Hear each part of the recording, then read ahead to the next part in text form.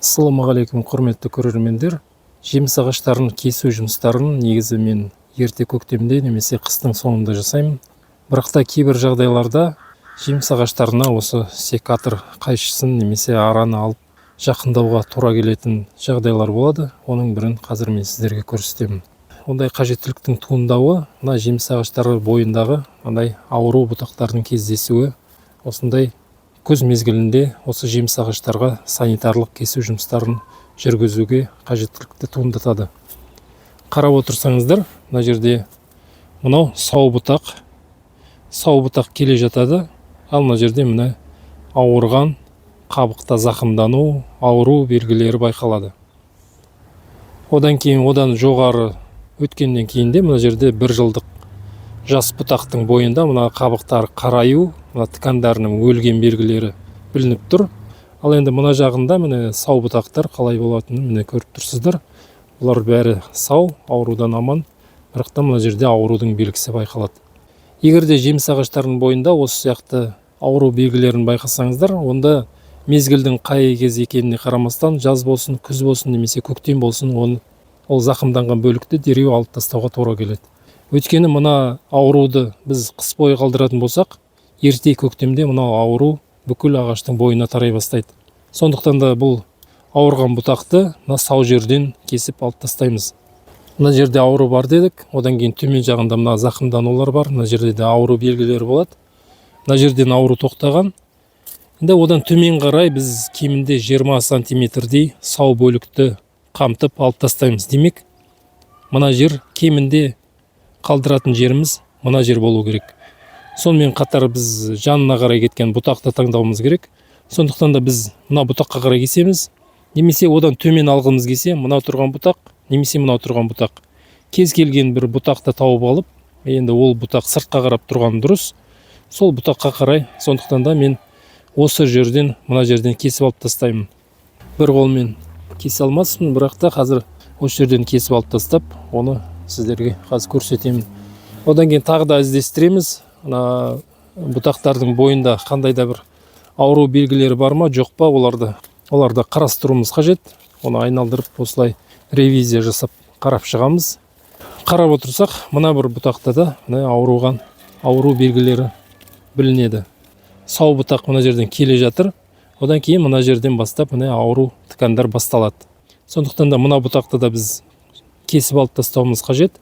Бұл жерде енді жанына қарай кеткен ешқандай сау бұтақ көрінбейді. Сондықтан да мынау кіші бұтақты мына шыққан жерінен, түбінен, мына жерден тараған жерінен қиып алып тастаймыз. Қазір дереу оны жасай салайық. Өйткені мынау аса жуан емес, бір қолмен кесуге келетін нәрсе. Кестік. Мына ауруды алып тастаймыз. Сонымен қатар бұл сияқты ауырған бұтақтарды кескеннен кейін өз аулаңызда жеміс ағаштары өсетін жерде бұларды қалдырып қойуға болмайды. Өйткені мынау тұрған аурулар қайтадан ауаға тарап, бұл жеміс ағаштарға гүлдеу сәтінде қайтадан енетін болады.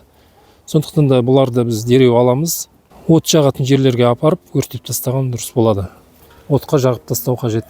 Одан кейін іздестіреміз, енді тағы да бір жерде бар ма, жоқ па, енді одан басқа шамасы байқалмайды. Осы бір жеміс ағашында 2 жерде осындай ауру белгілерін біз таптық. Енді қазір екіншісінде кесіп алып тастаймыз. Міне біреуін алдық. Осы сияқты тележкаға саламыз. Осылай бір ыдысқа жинастырып, одан кейін дереу өртеп тастаймыз. Қазір енді мына бұтақты кесумен айналысайық. Мынау енді өте мықты бұтақ, жоғары қарай кеткен, мынандай сыртқа қараған жетекші бұтақтардың бірі. Соған қарамастан біз оған ауру тигендіктен бұл бұтақты алып тастауға тура келеді.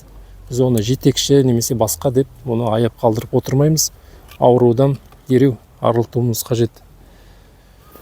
Мына сау жағында қарап отырсақ, мына жерде міне ауру ақырын келіп төмен қарай тарап жатыр. Сондықтан да бұл бұтақты дереу алмасақ бізге болмайды. Сонымен біз мына ауру бұтақты, зақымданған бұтақтың сау бұтағы тараған жерінен араны осылай тікелей қойдық та кесіп алып тастадық. Сонымен енді бұны да арбаға саламыз. Ауру бұтақтарды бұл күйі біз жеміс ағаштарының жанында қалдырмаймыз. Оларды бөлек жинаймыз, одан кейін өртеуге жібереміз. Бізде енді мына кесілген орындар қалды. Ол жерге енді қандай нәрселер жасауымыз қажет? Бізде тотияйын ерітіндісі бар. Мына 5% ерітінді. Менде жаз күнінде үнемі осы дайын тұрады. Менде қолданыста болады. Бұл ерітіндіні қалай дайындауды мен бұрын видеоларда көрсеткенмін. 1 литр суға 50 грамм тотияйын саламыз, медный купорос. Немесе жарты литр сияқты дайындасақ, мен сияқты жарты литр дайындайтын болсақ, ол кезде 20-25 граммдай тотияйынды саламыз. Оны еріткеннен кейін осылай сақтап қоя беруге болады, бір жаз бойы қолдана береміз. Осы ерітіндімізден біз мына бүріккіштерге құйып алып осылай шашамыз кесілген орынды, өйткені біз залалсыздандыруымыз қажет. Мына жерге тағы да инфекция түспеу керек, және де осы жердің жақсы құрғауын біз қамтамасыз етуіміз қажет. Осын шашамыз, немесе ондай шашатын болмаса, осы ерітіндіні мақта сияқты, мата сияқты бірдеңеге сіңіріп алып, мына жерге басып, осы жерді залалсыздандырамыз, жара орнын. Одан кейінгі тағы бір кесілген жерде де дәл солай. Жаңа ғана кескен орын бізде міне ашық қалды. Онда осы күйі залалсыздандырамыз.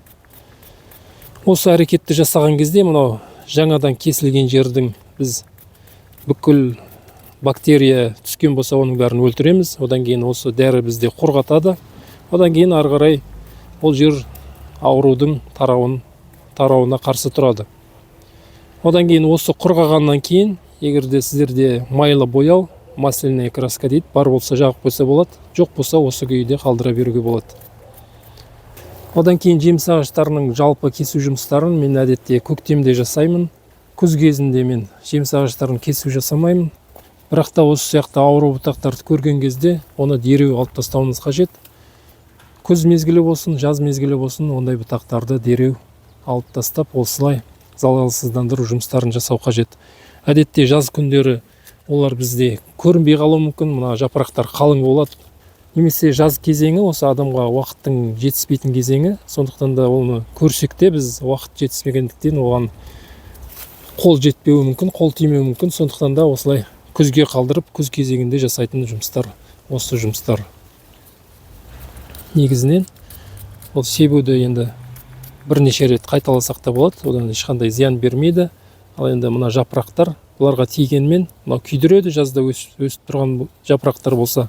Ал енді қазіргі кезеңде оған күйдіргеннен ешқандай зиян жоқ. Жапыраққа да шашып тигізе берсек болады. Өйткені мына жапырақтар өзінің жұмысын атқарып бітті, міне түсуге дайындалып жатыр, түсіп жатыр. Сондықтан да бұл дәрінің жапыраққа тигенінен қорықпаймыз. Сонымен қатар мынандай ашық қалған жаралар болса, ол сияқты мынандай түбірлерді де кесіп алып тастауымыз керек.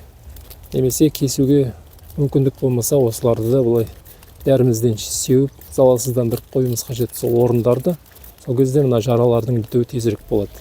Жалпы күз мезгілінде жеміс ағаштарына жасалатын жұмыстар осылар. Осымен қатар бізде дәрілеу жұмыстары бар. Зиянкестерден және де аурулардан қорғау үшін уақыт тауып жатсам, оны да келесі видеода көрсетемін. Сонымен бүгінге осы, келесі эфирде кездескенше.